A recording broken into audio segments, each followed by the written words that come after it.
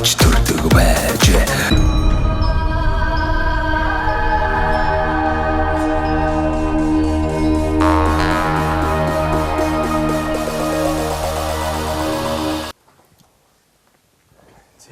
Зүгээр үст. Зүгээр нэ.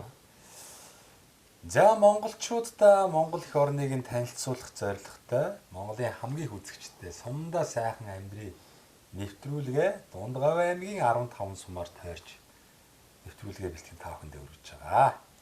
За Дундгавьын Хулд сумынхаа одоо бас нэгэн хөдөлмөрч хичээнгүй ажилсаг залуугийн эрт нь одоо сайхан танаад одоо хоныг идэх шиг нэвтрүүлэг хийгээл ингээл одоо сайхан амьдрал ахуйтай танилцах гал ирсэн байна. За тэгээ цаг нэлээ орой болж одоо хэд болж байна? 21 цаг өнгөрсөн үү? Тийм байна. 9 өнгөрч байна. За өнөөдөр чинь 2024 оны 9 сарын 21 22 он 22 болцсон тийм 22 бүтэн сая өдөр. За маргааш ажил өдөр. Ажлын өдөр. За энэ залуу минь болохоор одоо Төрийн банкны хулт тооцооны төвийн захирлаар ажилладаг. Дорж Пров гэдэг юм залуу байгаа. Ингээд таньдас өдрийн мэнд хүргэе. За бас таны хамт олонд энэ өдрийн мэндийг хүргье. За та одоо энэ хулт сумынхаа Төрийн банкны тооцооны төвд одоо хэдэн жил ажиллаж байна. Ер нь бас энэ хулт сумын уугуул уу, суугуул уу бас аав ээж ямар хүмүүс байв тийм ээ.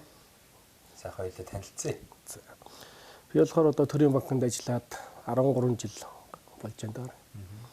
Манай аав ээж болохоор аав улсын хүм ээж хулдын юм байна. Тэгээд ээж их оюутан на төгсөөд шууд энд ажлын байранд энд ирж ажиллаж байсан.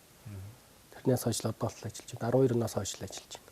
Сургуулаа төгсөөл тэгээд доктор сууршилтаа одоо хол сумдаар ажиллаж байна. Тий, доктор сууршилтаа ажиллаа байж. Тэгээд сумдаа амьдрал. За хулд сумын хэмжээнд ер нь хүн амын бас статистик одоо тоо байгаа шүү дээ. Бага. Хэд орчим хүн одоо 2300 гаруй хүн амтай.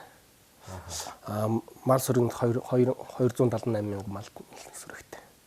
278 мянга. Мал сүрэгтэй тийм ээ. За тэгээд одоо энэ банкны мэрэгжилтэй банкны салбарын үнэтэй уулзсан чи ер нь энэ хулд сумынхаа бас ард иргэдийн тий одоо мөнгөний бодлого бас ямар хөө байдаг талаар сумын ард иргэдийн бас тийм ээ одоо амжиргааны төвшин бас ямар байдаг талаар ер нь ярилцах юм бол зүгээр гэж бодлоо. Тэгэл одоо малчид маань за сум дээр амьдарч байгаа төрийн албан хаагчд маань тэгэл Төрийн банкаар бол байнга үргэлжлүүлдэг шүү. Төрийн банкны харилцагчид одоо сумд 2 банк байгаа. Тэгээд 2 банкнд тэгэл бүх хүмүүс л үйлчлүүлж байгаа. Хаан банк вэ? Хаан банк байна, Төрийн банк. Банк вэ? Тэгэл нөгөө банк ягаад ер нь байхгүй? Нэг сумдад болохоор нөгөө салбаруудаа нээж чадахгүй. Тий, яг аймгийн төвүүд төр бол аймгийн банкны салбарууд бол байдаг бах тий. Аймгийн төвдөр за манай аймагт бол Хас банк л байна. Хас банк, Төрийн банк. Хаан банк гэсэн 3 банк л. Бусад одоо банкнууд л. Тий, нэг зах зээлээс хамаарч нэг ямар банкуд ямар зах зээл дээр орох вэ гэдгээр бас тооцоол хийгдээд орж ирэх нь бас оцсөөхөн байна. Өөр хайтай газрыг бол одоо голомт юм уу худалдаа гэж хэлэх юм уу орж ирдэг. Тэд нар яг тэгэхээр гадаад валютыг дагаж байгаа байхгүй. Зөв. Энд бол одоо яг нэг валют гэдэг юм яг үндсэн валютын төрөл байхгүй болчихж байгаа байхгүй. Төрийн банкны хувьд гэх юм бол одоо Дундгавь аймгийн 15 сумдаа бүгдээрээ 15 сумд нь одоо нэг байгаа тий. Ер нь 330 сум бүгдэнд байгаа. За иргэд маань ер нь Төрийн банкнаас ямар үйлчлэг авч байна? За Төрийн албаагчд бол цалингаа авдаг бах. За бусад одоо иргэд бизнес эрхэлж байгаа болон малчид маань одоо бас тий янз бүрийн зээл авдаг бах тий. Төрийн банкд зээлүүд ерөөхдөө гардаг юм. За малчтай зориулсан малчтын зээл, малчтын орон сууцны зээл, ахуй хэрэглээний зээл гэж малчт. Төрийн албаагчид цалинтай хүмүүс зориулаад одоо бас орон сууцны зээл, цалингийн зээл, ахуй хэрэглээний зээл, автомашины зээл тэгэл явчихна л да цаашаа. Хэрэглээний зээлүүд байна тий. Дандаа хэрэглээний зээлүүд голт. Тэгээ бизнес эрхлэгч бол бизнесийн зээл, эргэлтийн хөрөнгөний зээл юм уу, хөрөнгө оруулалтын зээл, бизнесийн цар хүрээнээс хамаарал янз. Заавал тогтворсон нэг хүн төдий өгнө гэсэн юм бол байхгүй. За малчт маань ихэвчлэн ямар зээл авч байна? Малчтай болчлоо малчны зээл авдаг юм дөө. За тэр чинь л одоо оюутан болсон хүүхдийнхаа сургуулийн төлбөрийг одоо нэг зээл хүсэж байгаа иргэд маань нөгөө юунд зарцуулах гэж байгаа ямар зорилготой гэдгийг бүгдийг л гаргаж тайлбарладаг баг тийм. За тэн дээр бол яг тийм зориулт нь бол яг нэг хэрэглээний зээл болохоор шаардлага байхгүй. Би одоо бизнесийн зээл бол нэг хөрөнгө оруулалтын зээл одоо бол яг тийм аавны ийм зарцуулна гэсэн юм бол тайлбараа яг тэрнийхээ дагуу зарцуул. Хэрэглээний зээлүүд болохоор цалингийн зээл, малчны зээл бол яг би тийм аав гэсэн энэ тэр гэсэн юм бол байхгүй. Яг бол ерөнхийдөө бага хэмжээний болохоор нэг хектар одоо янз бүрийн үзүүлэлт шаардлага байхгүй. Тухайн иргэн маань одоо юу гэдгийг тэд орчим мянган одоо мянган цаашаа юм дээ одоо яг мянган малчд байгаа л да. Нэг тэдэн зуун мал байгаа энийгээ ингэж одоо тий удирдлагын шин чанартай ингэж эргэлдүүлж ийм хэмжээний мөнгө олдог гэж тэрийг тайлбарладаг баг тий. Орлогоос нэг малчтын орлого чинь хавар нэг гол орлого өвөл яг шинэ арьсны нэхий мал борлуулах орлого ингээл ерөнхийдөө удирдлагынхаа чанарт уялдаад явчихдаг зээл мал. Тэрэн дээр нь үнслээл зээл нь олох нь шүү дээ. Удирдлагын чанартай тэр удирдлагын зээл төлөлтийн тавиал өгчдөг юм л. Мэдээж танаа байгуулвал тооцооны байгууллага учраас бүх зүйл одоо статистик тооцооллууд ингээд бэлэн байж байгаа юм байна. Биднүүд тооцоолгол бүгд байх. Сумын хэмжээнд одоо тэдэн мянган иргэн байна. Тэндээсээ яг мал бүхий иргэдэнд хэд байна. За тэд дундаж одоо дунджаар малчд маань тэд орчим малтай байна. Тэ? За тэгээд ирэнгүүд одоо яг одоо малчд хоёулаа малч дээр л фокуслал ярил л та жишээ болоо тий. За 2300 лөө. Хүн ам уу? Хүн. Тий. 2300 ам чи яг хэдэн хувь нь яг мал бүхий иргэд байна. Мал бүхий иргэд чинь одоо цөөрчсөн шүү дээ. Тийм баг. Одоо нэг 20 гаруй мал бүхий иргэд л байгаа л. 20 гаруй л байгаа. За нэг 30-аад өрхөл байгаа малч өрх бол. 30-аад малч өрх тий. За эдгээр иргэд маань хэдэн хувийн зээлтэй баг шүү. За тэр нь л одоо нэг цаашаа нарийныг бол нэг банкны явуулахлаа бас хамаагүй бид нар чи банкны мэдээллийг бас өгж болохгүй. За бас харилцагч юм дээ. Нууцын зэрэгтэй юм асууха болий. Яг дундчлаад ярьж болох бах тий. Ер нь бол одоо манай сумын малчтын маань 70 орчим ч гэдэг юм уу 80 орчим хувь нь бол одоо агай зээлтэй байна ч гэдэг юм уу. Энэ талаар би яриад нууц бус зүйлээс бол ярьж болно үстэй. Тэд нар ерөнхийдөө бол хоёр банкнд байгаа болохоор ерөнхий маасыг бол гадарлана.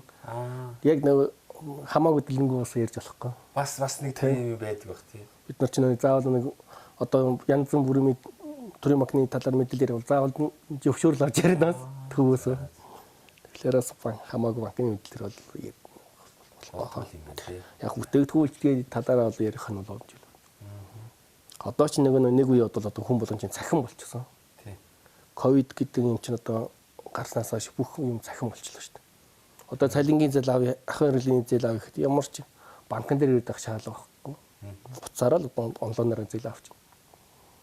Биер ирээл ингээд нааш чааш явах шаардлага болсон. Өөрөөсөө шалтгаан хэдэн лавлгаа авал өөрөөсөө захим болчлоо тийм бүх зүйл одоо яг л Монгол улсын 3 сая 500 гаруй мянган иргэдийн маань бүхэл мэдээлэл бол одоо ингээд захимжилж байна. Ийм Монголд одоо бүх мэдээлэл орчлоо. Тухайн хүн одоо нийгмийн даатгал төлж байна уугүй юу? Эрүүл мэндийн даатгалаа төлдөг үгүй юу? Улсад одоо татвар хэдийн хэмжээний татвар төлдгийг аж ахуй нэгж юм уу? Хувь иргэн юм уу? Тэ? Ямар камалса ямар хувьцаа эзэмшгүй өдр бүх мэдээлэл нь одоо болчихсон. Тэгэл ер нь бол тухайн зээл хүсэж байгаа ер нь тэгэл үйлчлэгээ авах гэж байгаа хүмүүсийн мэдээлэл бол тэгэл ерөөс нь хідэн тавч дараал ингээл энэ хүн юм байна. Зээлийн ийм түүхтэй хүн байна. Тэгэл бүх зүйл нь гараад ирдэг байх л та. Лавлгаа аваад ерөөс бүх юм харагдаад байна. Тэгээ зээл нь яаж төлж ийсэн хугацаа. Би нэг зээл авч үзсэн юмсан. Хүмүүс бол маш их зээл аваад идэв юм шиг. Яг л би янз бүрийн ажил хийсэн л те. Хувийн салбарт ажиллаж исэн. Төрийн албанд ч одоо ажиллаж байлаа тийм ээ. Тэгэл яг ингээд 90 тойрон хүмүүс бүгдээрээ зээлтэйгээл яриад идгийг. Тэг үнэн ч ярьд юм худлааш ярьд юм уу. Тэг миний хувьд тийм бол ерөөсө банкнаас огт зээл авч үзэг. Тэг одоо зээл авч үзэх юмсан л гэж бас заримдаа бодох юм. Зээл яг авахд бол яг үү. Одоо зээлийн төвхгүй одоо мэн мэтэн зээл авах гэвэл одоо банк гайх юм бол яадаг юм бол Бас ийм хүмүүс байна гэж гайх. Дотор бол тэрнийх гадагшаа хэлэх юм байхгүй л дээ. Ийм хүн бас байна шүү гэл. би нэр яага банкнаас зээлмэл авч үзэж байгаа юм бол. Яг тэр үн яг зөв баг хүүтэй боломжийн зээл аваад одоо тэргээрээ бизнесээ зөв төлөвлөөд тий явуул бас байж болно шүү дээ. Болно тэр бол. Яг тэр нэг миний өөрийн философч юм уу юу ч юм одоо нэг өргөөл баян төвчнгөө жаргалаа. Болж игэл нэг актер зээлмэл аваад яаж хийж боддгоо юм уу? Зээл авах яг яалчгүй нэг мөнгөний хэрэгцээ гараад нэг хүн чинь бас нэг шаардлага гардаг үе шүү дээ. Тэ? яг амьдрал хэрэгцээ баялдаг юм чинь. Нэг одоо банкны зээлхээс илүү ламбард л яваад идэг. Ламбарч илүү л өндөр. Хүн өндөр шүү дээ. Тэгээд нэг байгаа одоо нэг болцоор юм бүгж мөгжөө ч юм уу ламбардад явдаг гэдэг. Заримдаа бас би нэрээ өөрөө гайхдаг шүү дээ. Зээл авч үзмээр ч юм шиг. Тэгээ байгаа нэг жоохон газарч гэдэг юм уу байж болох юм аа бас тий судалж агаад бас үнэлээд тэрний бас хэдэн хувьд нь тооцож зээл өгдөг юм тий. Ер нь бол яг наад шиг юм хүмүүс зөндөл байгаа учраас тийм хүмүүс магадгүй одоо тий зүгээр ингээд яг тухайн хувь хүн бол одоо нэг дор хэмжээний хоримтлал үүсгэхэд хэцүү шүү дээ. Тэгэхээр ер нь ямарваа нэг одоо амьдралаа сайжруулъя гарааны бизнесээ эхлүүлэе гэсэн хүмүүс бол одоо тэгэл яалчгүй нийгмийн юм чи зээл авахаас өөр арга байхгүй тий. Заавал зээл хэрэг. Би одоо бас ингээл юм төлөвлөл байгаа байхгүй нэг гоё ресторантай болчих гэдэг юм уу. Тэгэл ресторанаа шууд барьж хийхэр чинь бас л мөнгө хэрэгтэй шүү дээ. Тэгэхээр тэр ажлын байрыг бий болохын тулд одоо бас одоо газар ч гэдэг юм уу тодорхой хэмжээний объект байшин сав байлаа гэхэд тэрийг үнэллэхэд ер нь хэдэн хувьд нь тооцож зээл гарах боломжтой дээ. Тэгэл хөрөнгийг үнэлээл үнэлгээ хийгдэн л дээ. Тэгээ за тэгэхээр бид нар ч нэг журмынхан дав за тийм үргийг ямар материалаас бүрдэж өгнө нэг бүх л юм үзнэ. Шал за энэ юм гэдэг. Жишээлбэл ингэ яг би зөв жишээлбэл шүү дээ. За надад нэг газар байлаа. Тэрийг би 200 саяар үнэллээ. А тэрийг та одоо нөгөө зээлийн мэргэжлэн гэдэг баха тий. Тэрмээ очиж газар дээр нь хард юм уу яадгийн тэгээд тухайн газрын ач холбогдлыг харах бах тий. Засмал зам болон одоо ингээд шугам төвийн шугамд холбогдсон ч байдаг юм уу? Эсвэл одоо бүр засмал замаас аслагдмал дэд бүтцгүй газар ч байдаг юм уу? Тэгээд тэр болоос нэг бодит нэг зах зээлийн үнэлгээнд гараад ирэх бах тий. Тэг нь бүх хэмжээнд байгаа байршлаас л хамаарч уялдаа холбоонд гарчихна л тий. За тэгвэл 200 саяын үнэлгээтэй газар байлаа. Надад заавал нус журам руу оруулах гэдэг. Журам руу ороод байна уу? Ямар ядаргаа. Ядаргаатай юм аа. Нэг хүмүүс ч мэдчихэж л явмаар байдаг. Тэгэхээр мань мэднэгээ мэдэхгүй байх нэхэр чи хэрвээ би мэдчих юм бол бас магадгүй зоригтойгоор зээл авмаар шүү дээ. А миний байгаа хөрөнгө чинь нэг үдээ хэмжээний хөрөнгө юм байна. Тэгвэл тий. За 200 сая байлаа гэхэд би нэг 100 сая зээл авах боломжтой юм гэж мэдчихвэр амар байгаа. Тэгээ бид нар тэр чинь тооцол програм дээр хийж үзсэн л дээ. Тэгж ажил яг өртөн гараад. Би надад хувийн хийж болохгүй юу? Хувь нь янз янз л гараа. За үнэлгээнээсээ би 50% зээл авч болохгүй. Үнэлгээ чинь одоо үнэлгээ чинь 100 сая 200 сая гэж үнэлж байгаа банк 100 саяар үнэлж бас болно. А бас уу? Таних чинь та өөрөө дэгстүүлээ 2 саяг 200 саяг хөргөөд таны зах зээлийн бодит ингээд газар зүүн байршил ингээд ач холбогдлыг харсан чинь үсрээл 100 сая өрөх юм биш үү? Тий. Тэгж бас болох юм. За 100 сая байлаа гэхэд би 100 сая дээр хэдэн зээл авах боломж өртгөө. Энэ бол нэг нууц биш үстэй юм ч та. Яа хамаагүй ирж байна. Ядаргаатай. Энэ тасаар ирэхгүй л болохгүй шүү.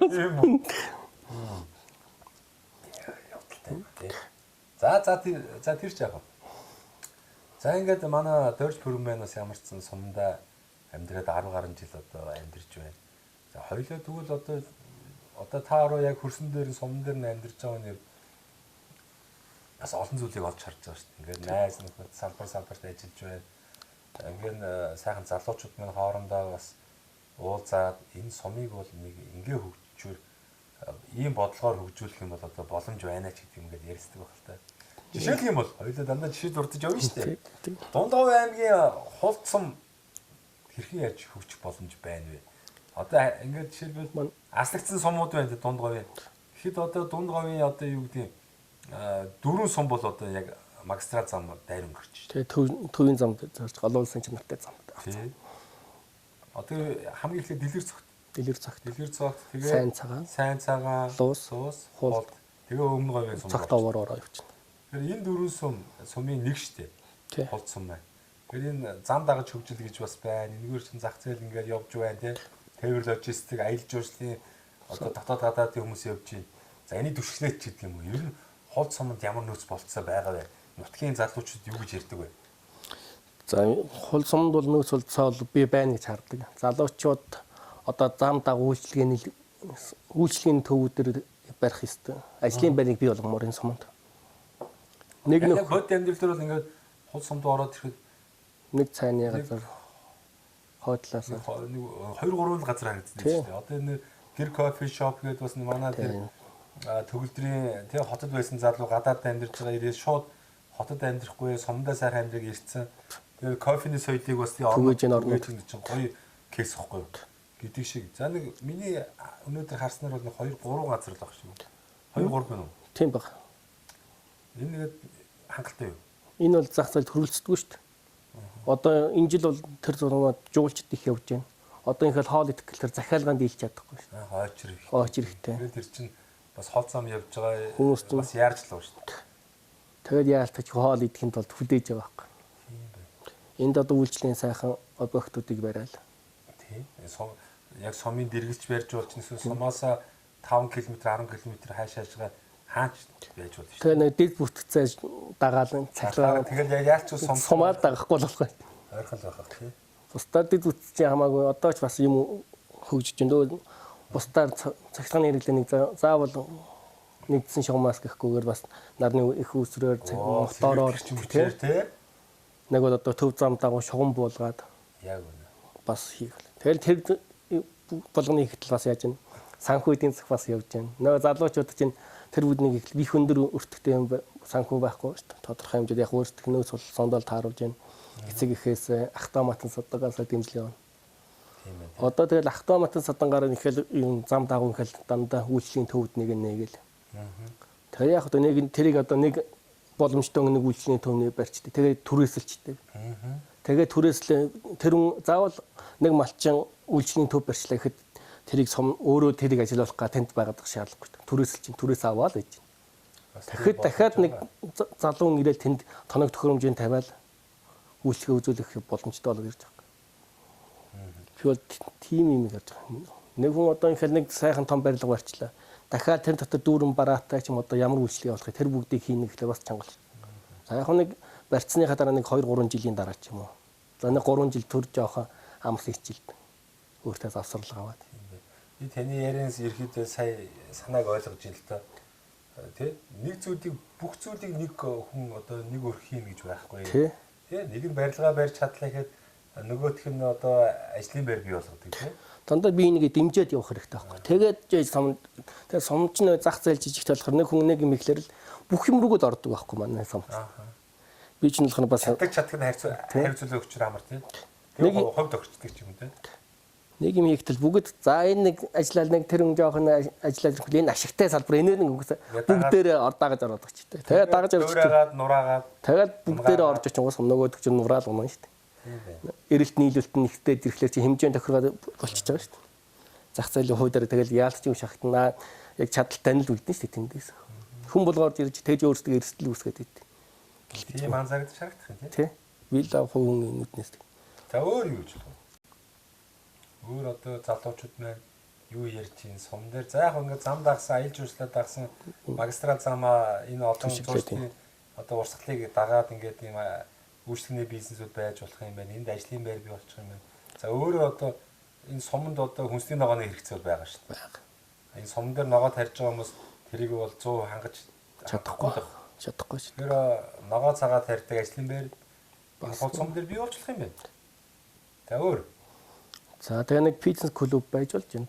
За фитнес клуб байвал одоо залуучууд нь гоё спорт хэрэгжүүлнэ. Заавал суманд фитнес клуб байхгүй аймаг орж фитнест явдаг, аймгийнхан фитнест явдаг, сум орон нутагтаа явж байна. Яагаад болохгүй гэж. Тийм. Өглөө дасгал хөдөлгөөнөө хийчихнэ. Тэгвэл хэрэгтэй юм тийм. Залуучуудын төвгээд. Тэгээ залуучууд бас зарим нь одоо суманд одоо ингээд нэг газар ороо суух газар алгаа, пап алгаа. Тийм бас нэг хитвүүлчгүй хүн шиг тий. Бас нэг соёлтой хүн шиг одоо ганц нэг пив уугаад ч гэдэг юм ингээд суугаад бүжиглээ крак дорыг ихэд тийм газар алгаа наа л гэж бас. Одоо диско одоо клаб ч гэх юм уу тий. Манай сумд ч хүн амд бол ямар ч нэг пап байж болох зөвшөөрөл хэмжээнтэй байхгүй. Хүн амаас хамаарч. Тэгвэл одоо жишээл хул сум дээр нэг жоохон бизнес сэтгүүтэй нутгийн иргэнч байд юм эсвэл зэрэгэлдээ сум цаашлах юм бол одоо Улаанбаатарын тэр төгжрөл стрессээс залхсан эрүүл цэнгээ гард амьдрий гэсэн залуу те энд ирээд нэг хөөрхөн орчин үеийн гоё паб байгуулад ингээ ажиллаа гэхэд сумынх нь над үзэхгүй шүү дээ арайч тийм гаднаас ирж хүмүүсийг дэмжиж ажиллана гэхээс чинь одоо яасан гэж тэр хүмүүс бодсон тийм бодлого яваад байгаа шүү дээ. Хотоос гараад суманд ажлын байр бий болгож байгаа иргэдийг бол те янз бүрийн хэлбэрээр дэмжигээл засгийн газраас тийм уриалга гаргаал. Тэгээ одоо зарим аймаг сумдуучаа бүр амлаа байс тээ. Манайх одоо энэ жилдээ тэдэн мянгаар нэг аймаг сумдаа байршуулнаа. Манай аймаг суманд ирж ажлын байр болон ингээд амьдрах юм бол ийм дэмжлэг, ийм татварын хөнгөлт гэдэг юм уу? Ийм одоо газар баг зардалтай одоо зээлээр ханганаач гэдэг юм. Газар болгоё тий. Хашаа барих газрыг ч олгоё. Шийдээд өгүүлсэн газар даа шүү дээ. Байгаа тий. Танаа хулд сумдсан бас тийм баг тий. Таны сумд байгаа. Хүн болгон тэгэл хүн жоо хөдөлмөрч явахтал тэгэл ер нь суманд сайхан амьдрах боломж юм. Заавал хотын тэр их төвжранд очиж өөрсдөө ингэж бухимдуулж яснаас. Та одоо ингээд эдийн засгч хүн байна. Ингээд та онл практик бүгдэн дээр нь л онлайнч мэдчихээн практик дээр ажиллаад ингээд ажлын байран дээр ирсэн хүмүүсийг анзаараад харжлага баг. Энэ сумын иргэд болон бизнес эрхлэгчнэр за малч эдийн засгийн мэдээлэл юу хэр баг шүү. Ялангуяа ингээд би олон сумаар явлаа л да 270-80 сумаар явахаар чинь нэг янз бүрийн малчтай уулзж байгаа байхгүй. Адилхан хоёулаа 1000 тонны малтай. Гэтэл болд нь арай ийм гоё орчинд амьдрах юм. Нөгөө нэг одоо дөржөө нь болохоор адилхан 1000 малтай ирнэл яг л бах байдгаараа байгаад байна. Тэгэхээр тэр хоёр хүн эдийн засгийн мэдээлэл бас хоёр өөр байгаа байхгүй. Нэг нь бол одоо ямар цаг хугацаанд ямар мал сүргээ яагаад игээд боломжийн мөнгө цуглуулад тэргээрээ ингээ орчноос сайжруулаа гоё хаус одоо юу гэдгийг гоё том машин унаач гэдэг юм амьдэрж байгаа малчин байна. Гэтэл яг адилхан малтай ирнэ нөгөө л нэг хуучин нэг гэртэйгээ одоо нэг портер нэг амана ч юм уу те одоо дайун ч юм уу те тэгээ нэг мотоцикл одоо тэгээд нэг иймэрхүү байх шинэ. Тэгэхээр энэ юу гэдгийг засгийн газар ч гэдэг юм уу аймаг сумын одоо удирдлагууд ч гэдэг юм уу энэ ард иргэдээ эдийн засгийн мэдээлэлтэй болох тал дээр бас ямархуу тийм бодлого барьдаг юм бол тийм шаардлага хэрэгцээ байна уу? Байна хүмүүст байл. Малыг зарим нь бол яг мал аж ахуй гэж өвлөгдөж ирсэн нүүдлийн түүх соёл гэж үзээд байгаа. Тагаад тэрийг нэг өсгөх зорилттой л байгаад. Зарим хүмүүс нь болохоор тэрийг эргэлтэнд оруулсан зах зээлийн эргэлт болгох гэж байгаа. Бизнес болгох гэж байгаа. Эдийн засгийн мэдлэгтэй болох. Тий. Энэ жил одоо нэг 500 төл мал авлаа гэхэд 500 төлөө дараа жин зарна. Тэгж эргэлт. Нөгөө хүмүүс бол 500 мал төл авчлаа гэхэд тэрийг эргэлтэнд оруулахгүй. За нэг 100 өсгөөл байдаг. 100 доллар байхгүй. 100 доллароос байхгүй. Өөртөө ядрагаал, өөртөө ингээл тэр малынхаа хойноос нойр холгүй яваал. Тэгэл манай говьд ч нэг тэр яг харагдаж байгаа үстэй. Харагдаж байгаа. Өвөл цаг хүнд орж байна. 100 яг энэ жил бол манай нутаг сайхан байна. Бороо ухар бахтай ер нь байдаг шүү дээ говь нутаг. Тэгэл өөртөөхөө нэг боломжийг алдаал 1000 мал тэнд туслахаа загсан чинь сүргийн бүсгүйн сайжруулаад яг ороод ирчих юм бол тэр 1000 малаас ашиг шимээ за боли 500 гэж хэлээ яг 700 малаас авчихлаа. Тэгэхээр 700 мал услах 1000 мал услах ч юм одоо бэлчээрд нүүдэл отор нүүдэл хийж явахад бас хүн амьтанд харагдах өнцөг нь бас өөр шүү дээ. Одоо ч нэг хөдөө аж ахуй чинь жоохон ган гачигт болоод хүн болгоо чинь олон малтай хүмүүсийг явахтаа ад үзээд байдаг. Бас тэр талдаа жоох. Тэргээл бизнес гэж ойлгочих юм бол болж байна. Одоо нэг малчин иргэдмийн бүгдээрээ л одоо мал аж ахуй эрхлэгч нар шүү дээ. Тэгэл өв уламжлал гэж талд их зарим хүмүүс нь тэгж ганцны хүмүүс нь хараад байгаа. Өв уламжлалаас хадгалах нь зөв нь. Гэхдээ яг сүргийн бүтцэд тоо чанарыг л амар. Нэг хоёр төлөвнөөс авдаг махыг нэг төлөвнөөс л авчих хэмжээнд л чанарын сайжруулалт ирүүл болж байгаа юм.